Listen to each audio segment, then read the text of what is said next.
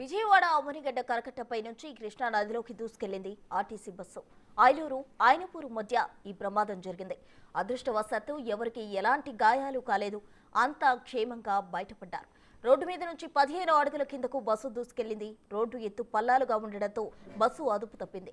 ఘటన జరిగిన సమయంలో బస్సులో 37 మంది ప్రయాణికులున్నారు. అవనగడ్డ నుంచి సూపర్ లగ్జరీ బస్సు విజయవాడ వెళ్తున్న సమయంలో ఈ ఘటన చోటు చేసుకుంది.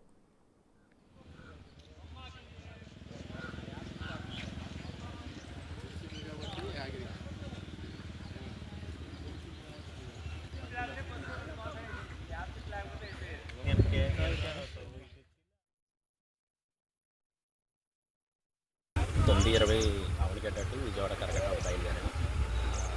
మామూలుగా అయినపూడి దాటి వచ్చేసరికి 9:45 ఆ టైంలో సుమారుగా కొంచెం రోడ్ అప్ అండ్ డౌన్ వల్ల కొంచెం సైడ్కి లాగేసిందండి. కట్ట దిగింది.